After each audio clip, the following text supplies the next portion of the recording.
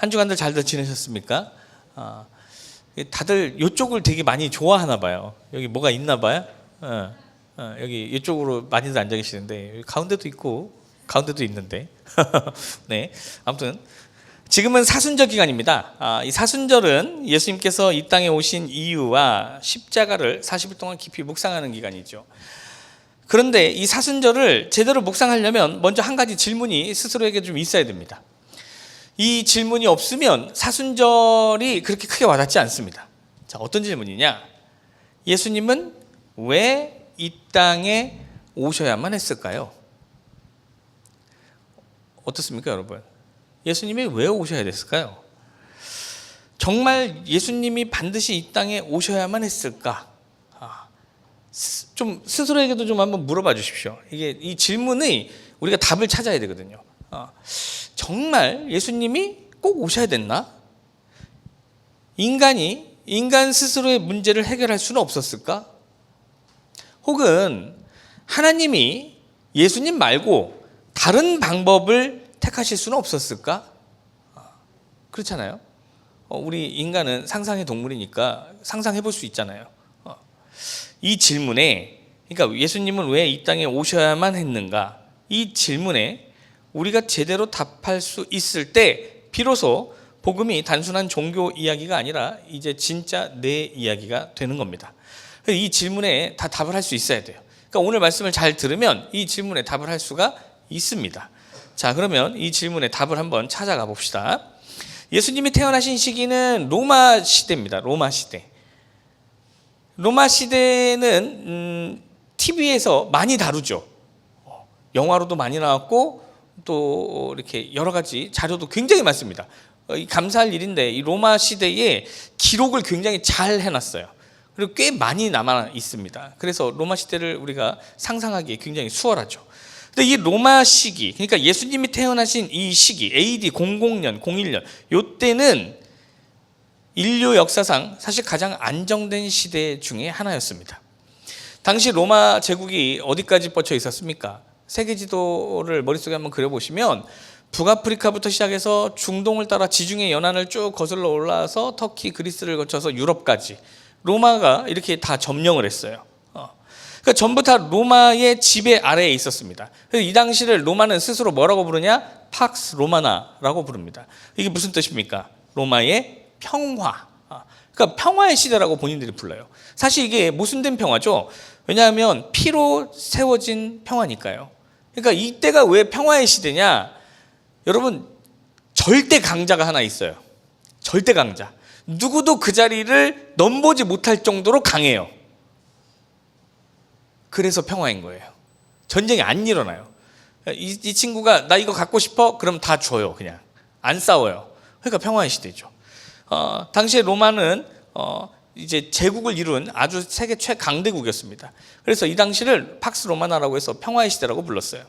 한번 상상해 봅시다. 로마는 당시에 도로를 깔았어요. 도로. 로마에 무슨 말이 있습니까? 모든 길이 로마로 통한다. 당시에 로마가 깐 도로의 길, 여러분 전주에서 서울까지 몇 킬로인가요? 어저께 갔다 오신 분 몇 킬로였어요? 207킬로? 강남까지. 예. 그런가? 207킬로. 홍성 몇 킬로예요? 130킬로. 남원은 몇 킬로 떨어져 있어요? 50킬로? 많이 가깝네요. 네, 군산보다 가깝네요. 네. 자, 그런데 로마가 당시에 로마 시대 때 로마가 깔아놓은 도로망이 몇 킬로였을까요?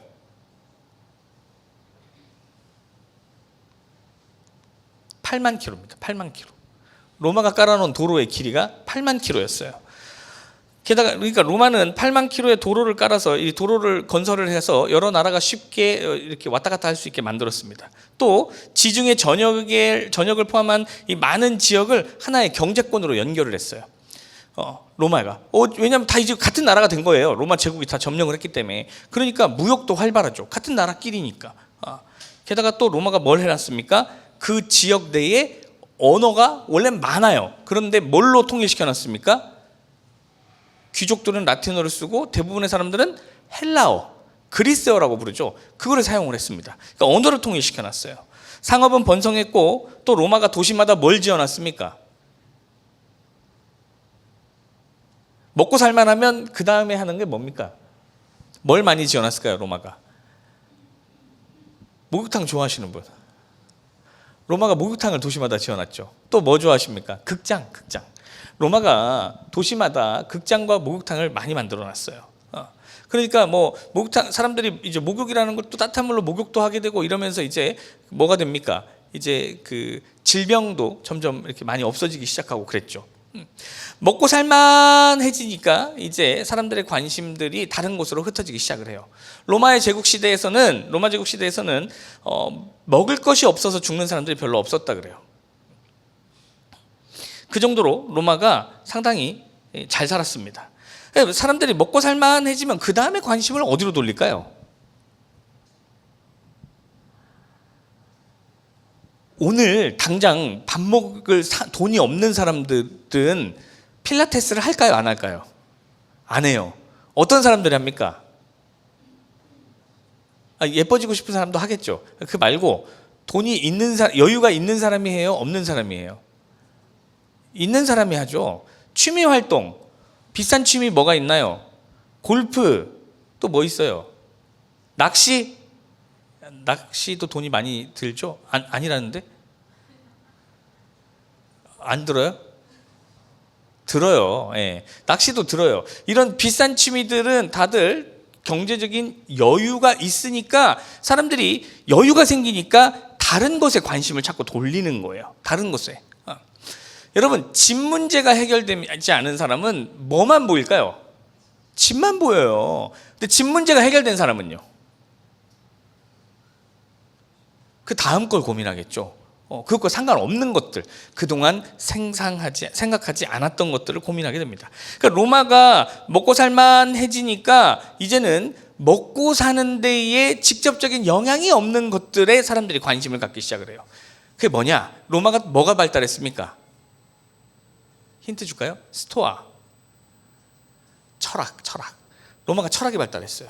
왜 철학이 발달해요? 철학이 발달할 수밖에 없어요. 먹고 사는 문제가 해결되니까 그 다음으로 사람들이 무슨 생각을 하냐면 나는 왜 살지? 나는 어디서 왔지? 이런 데에 관심을 갖게 되는 거예요. 자, 그러면서 로마가 철학이 발달을 했어요. 대표적인 게 스토아 철학이죠. 겉으로 보면 로마 시대는 꽤 괜찮아 보입니다. 굶어 죽는 사람도 별로 없고 그 이전에도 그 이후에도 이만큼 평화로운 적이 없었어요. 그런데 그 안을 들여다보면 이야기가 조금 달라집니다. 사람들이 먹고 살만해지니까 어디에 관심을 많이 두기 시작합니까? 내 존재의 이유, 그 다음에 내가 죽은 다음의 문제, 이런 것들에 관심이 많아요. 왜? 오늘 당장 먹고 사는 게 너무 치열한 사람은 내가 이 다음날 뭐 할지에 대해서는 관심을 가질 수가 없어요. 근데 이제 그게 해결되니까 사람들이 거기에 관심을 갖는 거예요. 이 사람들은 그래서 철학에 집중을 합니다. 그런데 철학은 선을 이야기하지만 반대로 생각해보면 로마의 번영에는 수많은 노예의 죽음들이 있었어요. 또 당시 로마 제국에는 수천 개의 종교가 난립했습니다. 물론 이 당시에 종교가 난립할 수 있었던 이유 중에 이제 로마가 지배한 이 민족들, 부족들이 가지고 있던 그 고유의 종교들을 그냥 다 허용해 준 것도 있어요. 뭐 포용 정책이라고도 해요. 그런데 그거 말고도 그럼 포용 정책이면 자기 부족만 믿고 말아야 되잖아요. 로마 시민은 안 믿어야 하잖아요. 근데 로마 시민들도 신을 굉장히 찾았습니다. 왜 그럴까요? 아까 얘기했던 거하고 똑같아요. 사람들이 먹고 살만해지니까 문명은 발전했지만 죽음의 공포가 사라지지 않았어요. 자꾸 의문이 드는 거예요. 이제 다른 것들에 관심이 가는 거예요. 내 삶의 목적이 뭐지? 나의 죄의 문제는 어떻게 되는 거지? 죽은 다음에는 어떻게 되지? 이제 이런 것에 관심을 갖기 시작을 합니다. 철학은 선이 무엇인지는 가르쳐 줬지만 선을 행할 힘을 주지 못해요. 로마는 법과 이 질서가 있는 나라였어요. 그런데 이 법과 질서가 있었지만 인간의 탐욕과 폭력이 멈춰지지 않았어요. 예루살렘을 중심으로 한 유대 사회도 상황은 비슷했습니다. 당시에 예루살렘도 로마의 점령을 당했어요. 그런데 율법과 선지자들의 전통이 분명히 있었지만 하나님은 침묵하셨어요. 열심당원들은 무력을 통한 혁명을 꿈꿨고 바리새인들은 율법을 지키면 하나님이 응답해 주실 거라고 믿었어요. 이스라엘인이든 로마인이든 로마에 지배당한 백성이든 세상 모든 사람들이 삶과 죽음, 죄와 구원의 문제에 대해서 답을 찾기 시작한 시대가 이때예요. 열심히 찾았어요. 그런데 찾았을까요? 못 찾았을까요? 찾았을까요? 못 찾았을까요? 못 찾았어요. 가온아, 찾았을까? 못 찾았을까? 못 찾았어. 못 찾았어요. 사람들은 이 모든 문제를 인간 스스로 해결하려고 그랬어요. 이거를 바울이 콕 집어서 이야기를 합니다. 로마서에서. 사람들은 이 모든 문제를 인간 스스로 해결하려고 했는데 결국에 실패합니다. 바울은 로마서 1장부터 3장에 걸쳐서 당시 사람들이 이 문제를 해결하려고 했던 두 가지 방식을 지적하고 있어요. 자, 그게 뭐냐? 첫 번째, 이방인들의 방법이에요. 당시에 하나님을 모르던 이방인들은 종교와 철학으로 이 문제를 해결하려고 했어요. 그래서 로마는 철학이 발달하고 수천 개의 종교가 난립하게 된 거예요. 로마서 1장 21절부터 23절에 바울은 이렇게 기록을 해놨습니다. 하나님을 알되 하나님을 영화롭게도 아니하며 감사하지도 아니하고 오히려 그 생각이 허망하여지며 미련한 마음이 어두워졌다. 그러니까 로마 사람들은 당시에 하나님을 알았을까요? 몰랐을까요? 여러분 퀴즈. 방금 말씀에 힌트가 있습니다. 21절에 나오죠. 로마 사람들은 하나님을 알았어요? 몰랐어요? 어떻게 생각하세요? 유나야 어떻게 생각해? 로마 사람들은 하나님을 알았을까 몰랐을까? 알았어요. 맞았어요. 잘 찍었어요. 네. ROTC 합격했대요. 네. 자, 하나님을 알되라고 해요. 당시 로마의 모습이에요. 당시 로마 사람들은 하나님을 알았어요. 알았는데 문제가 뭐냐? 하나님을 영화롭게도 안 하고 감사하지도 않고 오히려 그걸 안 했더니 어떻게 됐어요? 그 생각이 허망하여지고 미련한 마음에 어두워졌다 그랬어요. 그러고 나서 22절에 뭐라 그래요? 당시 사람들이 그럼에도 불구하고 스스로 지혜 있다 하나 어리석게 되었다라고 얘기해요. 그러니까 종교와 철학을 통해서 자신들의 문제를 해결해 보려고 했는데 안 돼요. 안 되는 거예요. 스스로 지혜 있다라고 얘기를 해요. 나는 철학을 많이 알아요. 내가 철학 공부 많이 했어요. 나는 종교를 심취했어요. 근데 안 돼요. 이 문제가 해결이 안 돼요. 23절 썩어지지도 아니하는 하나님의 영광을, 그러니까 하나님의 영광은 썩지 않는데 썩어질 사람과 새와 짐승과 기어다니는 동물의 모양으로 그것들을 우상으로 바꿨다라고 얘기해요. 세상 사람들은 하나님이 아니라 자신들이 원하는 모양으로 신을 다시 만드는 거예요. 그러니까 하나님이라고 하는 존재를 자신들도 알고 하나님이라고 하는 존재가 분명히 있는데 자기들이 생각하는 신의 모습, 사람의 모습이거나 새나 짐승이나 기어다니는 동물의 모양으로 그 신의 모양을 만들어요. 신을 인간의 필요에 맞게 설계하는 거예요. 여러분 이게 우상숭배의 본질입니다. 내가 신을 나한테 맞춰서 디자인하는 거. 여러분 철학도 마찬가지였어요. 당시에 철학에 사람들이 침취했지만 결국에 스토아 학파가 얘기하는 게 뭡니까? 로마의 철학이 얘기하는 게 뭔가요? 어떻게 살아야 하는가? 이것에 대해서 굉장히 철학이 심도 있게 다퉈요. 자기들끼리. 그런데 어떻게 살아야 하는가 말은 하는데 그렇게 살 힘을 주지는 못했어요. 머리로 아는 것과 실제 행하는 것 사이에는 간극이 존재해요. 1등 하고 싶어요. 그럼 어떻게 하면 돼요? 지금 1등보다 더 시간을 많이 써서 공부하면 돼요. 그렇잖아요. 지금 1등이 10시간 공부한대요. 그럼 난 몇 시간 해야 돼요? 최소 11시간 하면 돼요. 근데 머리로는 알아요. 그런데 행동으로 잘 돼요? 안 돼요? 안 돼요. 철학이 이 간극을 못 좁혀요. 간극을.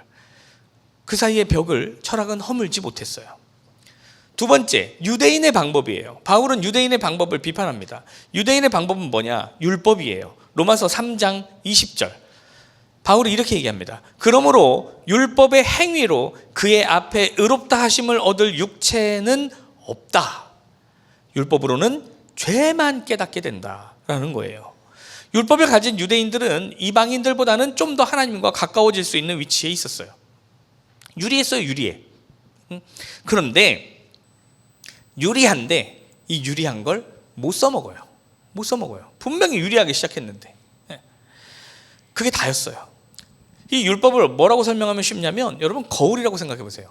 하루에 거울을 몇 번 보시나요?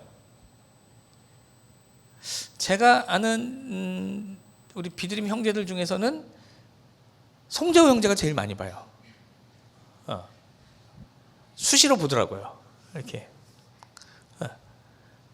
몇 번 보세요. 도진 형제 몇 번 봐요? 하루에 거울을? 10번. 막 이렇게 지나가다가 이렇게 살짝 그 학교 운동장에 이렇게 지나가다 거울 뭐라 그래, 유리창에 비치는 본인 모습에 막 미소가 지어지고 그래요? 괜찮네 하면서 그래요? 좀 거울을 얼마나 봅니까? 별이 거울을 얼마나 봐? 안 봐도 예뻐서 괜찮아? 그런 자신감 좋아요. 근데 여러분 보세요. 거울을 우리가 볼 때요, 거울을 통해서 얼굴에 묻은 얼룩은 봐요. 그런데 거울을 계속 쳐다보고 있으면서 지워져라 하면 그 얼룩이 지워집니까? 절대 안 지워져요. 율법이 이거하고 똑같아요. 율법은 아무리 지켜도 죄는 드러내주지만 또 새로운 죄가 만들어지게 만들기도 해요. 그렇지만 죄의 문제를 해결해 주지 못했어요. 그런데 이스라엘 백성들은 어때요? 그 율법에만 목매달았어요. 이렇게 삶과 죽음, 죄와 구원의 문제는 인간의 어떤 노력으로도 해결할 수가 없었어요. 그래서 바울은 바로 다음 절인 로마서 3장 21절에서 이렇게 얘기를 해요. 뭐라고 하느냐? 로마서 3장 21절. 이제는 율법 외에 하나님의 한 의가 나타났다라고 얘기해요. 여기서 말하는 이제는이 여러분 그냥 단어가 아닙니다. 여기서 말하는 이제는은 원어로 하면 니데라는 말인데, 이 단어는 역사의 흐름이 지금부터 바뀐다라고 하는 뜻이에요. 이게 무슨 말이냐? 지금까지 이방인들은 종교와 철학으로 자신들의 문제를 해결할 수 있을 거라고 생각을 했다. 거기에 목을 맸는데 그건 미련한 짓이다. 안 된다. 이 유대인들은 율법으로 자신들의 문제를 해결할 수 있을 거라고 생각했지만 안 된다. 이제는 그것들은 다 버리고 하나님의 새로운 시대가 열렸다라고 하는 뜻이에요. 다시 말해서 인간 스스로 어떤 방법으로도 해결하지 못한 문제를 위해서 하나님이 이제부터 직접 오셨다라고 하는 말이에요. 그리고 그 방법이 뭐예요? 예수 그리스도예요. 로마서 3장 24절. 그리스도 예수 안에 있는 속량으로 말미암아 하나님의 은혜로 값없이 의롭다 하심을 얻은 자 되었다. 누가? 우리가. 여기서 말하는 속량은 노예를, 값을 치르고 자유롭게 만들어줬다라는 얘기예요. 로마 당시에 노예들은 누군가가 몸값을 내줘야만 자유로워질 수 있었어요. 그것을 지금 어떻게 했다는 거예요? 예수님께서 노예처럼 살고 있는 우리를 그 값을 치르고 자유롭게 만들어줬다라는 얘기예요. 종교로도 철학으로도 율법으로도 삶과 죽음, 죄와 구원의 문제는 해결되지 않았어요. 로마 사람들은 이 문제를 자신들이 가진 지식으로 해결할 수 있을 거라고 생각했어요. 먹고 살만해지니까, 이제 괜찮아지니까 자꾸 다른 생각들 하는 거죠. 스스로 해보려고. 그러니까 로마에서 막 뭣도 나와요. 그러니까 나중에는 정치적으로 왕이 있는데도 공화정이 나오고 막 그러잖아요. 이것저것 막 다 해보는 거예요. 자신들의 문제를 스스로 해결해 보려고. 근데 안 됐어요. 다 실패했어요. 그래서 예수님이 오셔야 했습니다. 다른 방법이 없었어요. 그러면 또 하나 질문이 생겨요. 왜 하필 로마 시대여야 됐을까? 좀 일찍 오셨으면 좋지 않나? 이런 생각 가질 수 있죠. 아니 일찍 오셨으면 이스라엘 백성들이 그 모진 일도 안 겪어도 됐고 좀 이렇게 더 수월하게 신앙생활 할 수 있지 않았을까라고 해요. 그러니까 우리는 왜 이런 생각을 가지냐면 하나님이 하시는 일이 우연의 결과다라고 생각하니까 이렇게 생각하는 거예요. 근데 여러분, 하나님이 하시는 일에 우연이 아니고 다 이 하나님의 계획 아래에 있다라고 생각하면 왜 이때 오셨을까라는 의문이 사라져요. 오히려 답이 찾아져요. 자, 그냥 우연히 그 시대가 된 거냐? 성경은 뭐라고 얘기하냐면 이렇게 얘기하고 있어요. 갈라디아서 4장 4절에서 5절. 여기에 뭐라고 하느냐? 때가 참에 하나님이 그 아들을 보내사 여자에게서 나게 하시고 율법 아래에 나게 하신 이유는 율법 아래에 있는 자들을 속량하시고 우리로 아들의 명분을 얻게 하려 하심이라. 이렇게 얘기해요. 똑같죠? 아까 로마서에서 얘기한 거하고. 자, 지금 이 말씀이 어떤 말로 시작합니까? 네 글자. 때가 참에. 때가 찼다라는 거예요. 시간이 되었고 조건이 갖춰졌다라는 말이에요. 예수님이 오신 것은 우연이나 즉흥적인 사건이 아니었어요. 하나님이 생각하시기에 가장 적절한 때가 로마 시대였다라는 거예요. 하나님이 하시는 일은 우연이 없다, 다 계획에 의한 것이다라는 걸 전제에 두고 그러면 왜 로마 시대였을까라고 보면 답이 보입니다. 왜 그랬는가? 이 이전에는 없던 것들이 로마 시대에 준비가 됐어요. 그게 뭡니까? 복음이 전파되기 가장 좋은 환경이 갖춰졌어요. 아까 다 얘기했죠. 첫 번째, 로마는 뭘 만들었어요? 8만 킬로에 달하는 도로를 만들었어요. 도로를.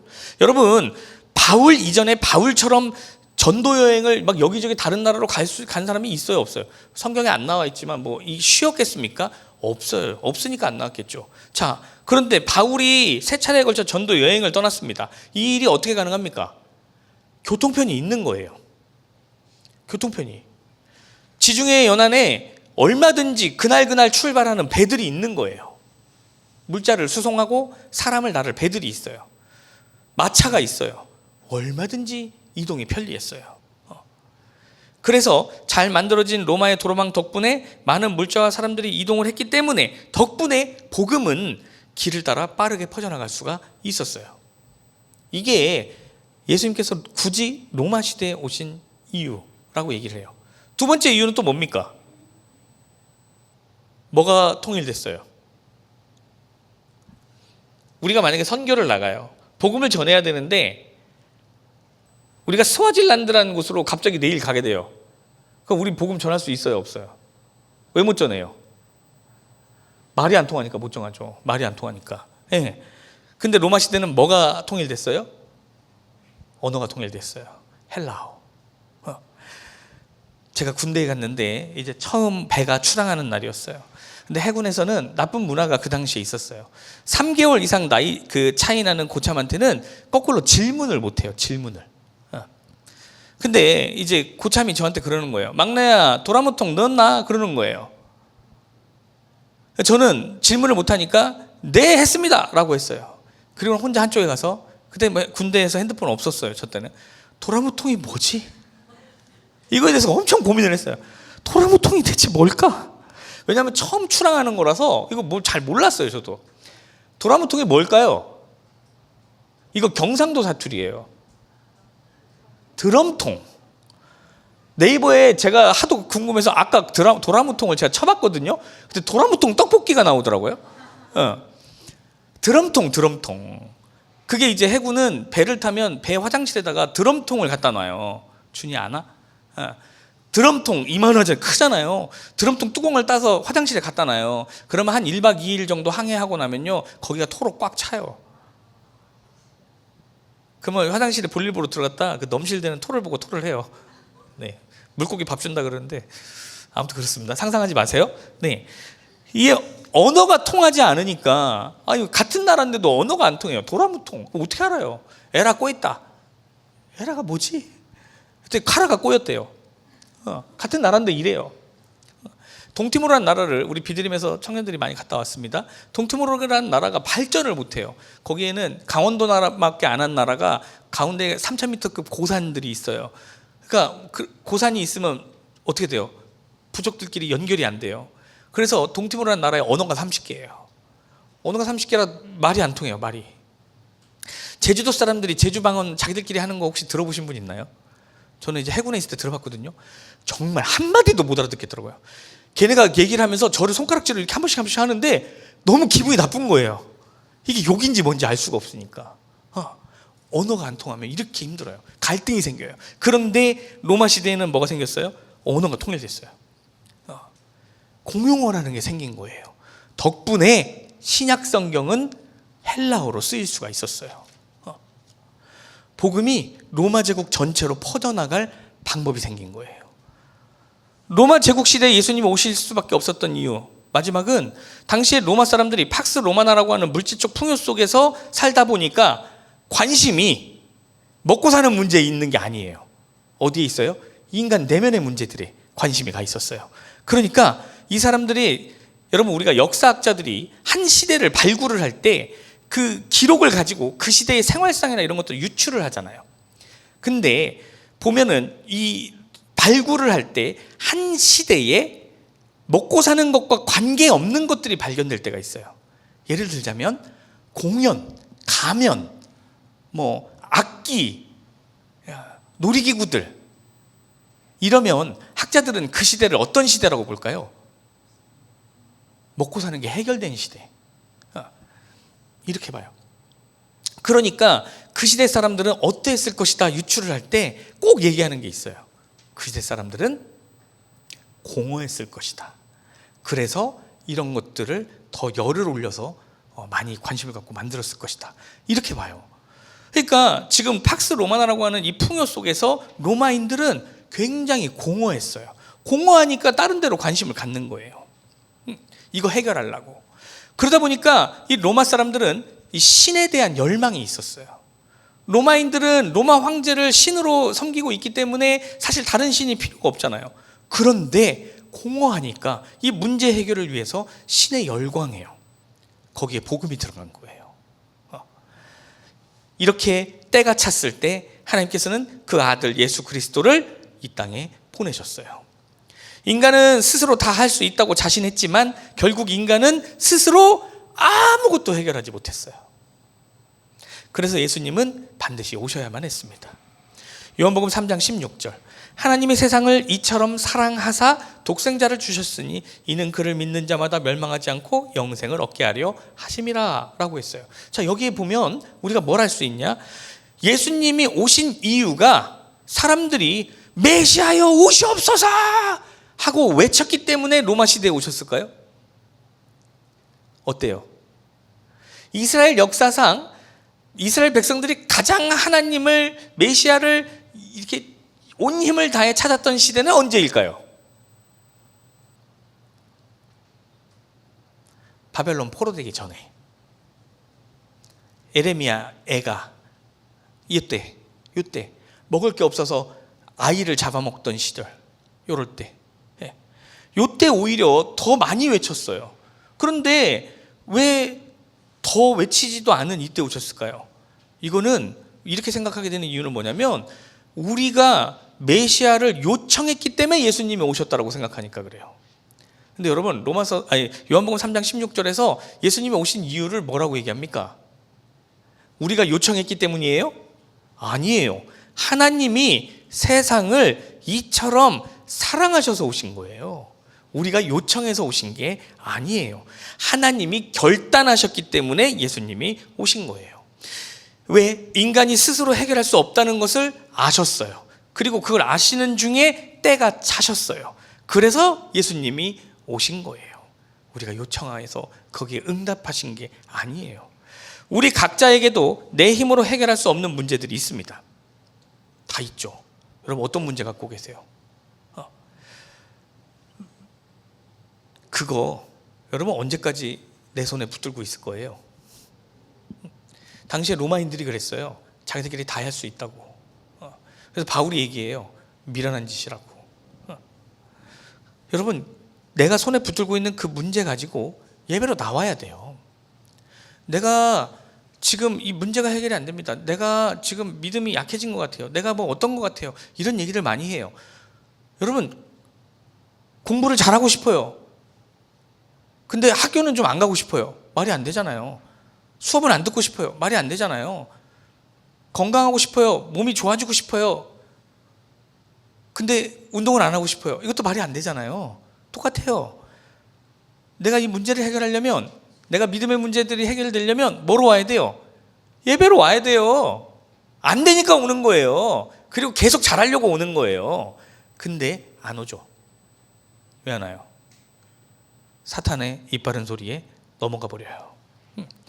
우리가 가지고 있는 문제들이 있습니다. 여러분, 그거 내 손에 붙들고 있는 거 아니에요. 바울은 그거 보고 미련하다 그랬어요. 그거 들고 예배로 나오는 거예요. 사순절은 우리에게 이 질문을 다시 가져와요. 자, 예수님이 이 땅에 왜 오셔야 됐을까? 그러면 나는 예수님이 필요한 사람인가? 이걸 다시 물어봐요. 여러분은 어떻습니까? 예수님이 필요합니까? 아니면 아직까지 내가 다 그냥 해보고 싶습니까? 내 힘으로. 아직 성인이 되지 못한 아이들은 자기 혼자서 알아서 다 할 수 있다고 큰소리 쳐요. 세상 사람들도 똑같았어요. 많은 사람들이 예수님 없이도 내가 다 알아서 할 수 있어 라고 이야기해요. 지금도 나가보면 그렇게 얘기하는 사람 천지예요.